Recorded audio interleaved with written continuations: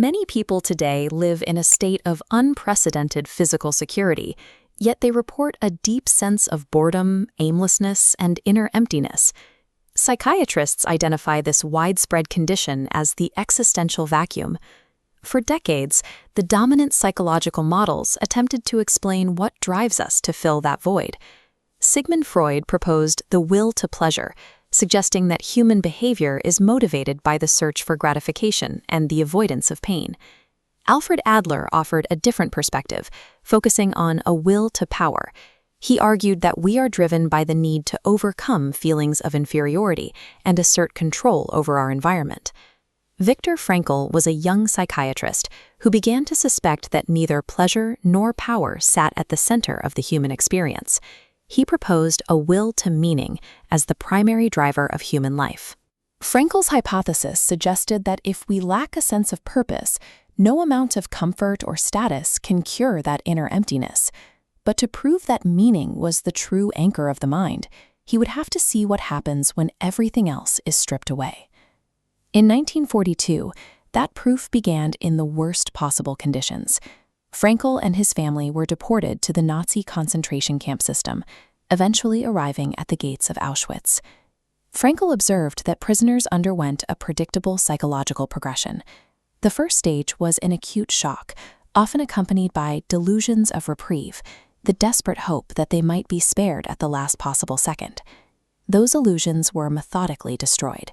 Inmates were separated from their families and had their identities replaced with numbers. Frankl's life work, a nearly finished manuscript, was confiscated and thrown away.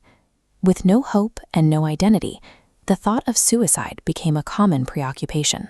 This environment created a direct challenge to the theories of Freud and Adler. In a place where pleasure was impossible and every ounce of personal power had been eradicated, why did some prisoners still choose to stay alive?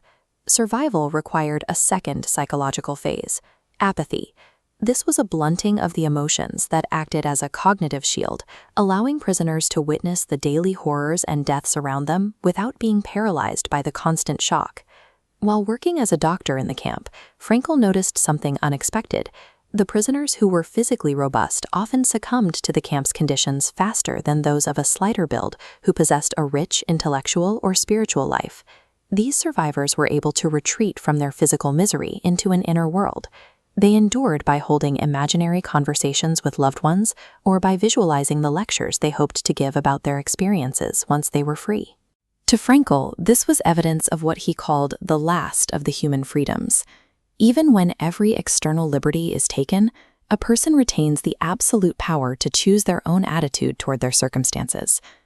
After the war, Frankl formalized these insights into a system called Logotherapy. It became known as the Third Viennese School of Psychotherapy, standing alongside the work of Freud and Adler. Logotherapy is founded on the idea that meaning is a concrete reality to be discovered in the world, rather than an abstract invention of the mind. Frankl identified 3 distinct ways a person can find that meaning. The first is creative value, finding purpose through a work or a deed. In the camp, Frankl did this by mentally rewriting his lost manuscript on scraps of paper. The second is experiential value. This meaning comes from encounters with goodness, truth, or beauty, such as experiencing nature, art, or the deep realization of another person through love. The final path is attitudinal value. When suffering is unavoidable and fate cannot be changed, a person finds meaning in the courage they show in facing that suffering. These 3 pillars provide a framework for resilience. They allow an individual to turn a personal tragedy into a human achievement, regardless of their external conditions. When the war ended and the camps were opened, the survivors entered a final phase, liberation. The transition back to the world was not a simple return to happiness. Many experienced depersonalization, a sense of unreality where they were so emotionally numb they could no longer understand what freedom meant. Freed prisoners often struggled with bitterness toward the outside world and profound disillusionment. After years of hoping for a reunion, many returned home only to discover that their families had been murdered and they were entirely alone. This reinforced Frankl's central lesson: physical freedom alone is not enough to heal the spirit. The need to discover a reason to keep living is just as urgent in peace as it was behind the wire. To help people maintain hope in the wake of trauma, Frankl developed a concept he called tragic optimism.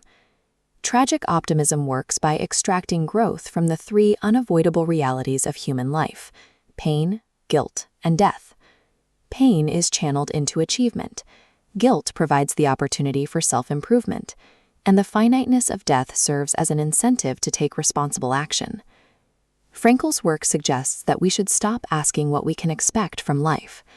This shift in perspective addresses the modern existential vacuum directly.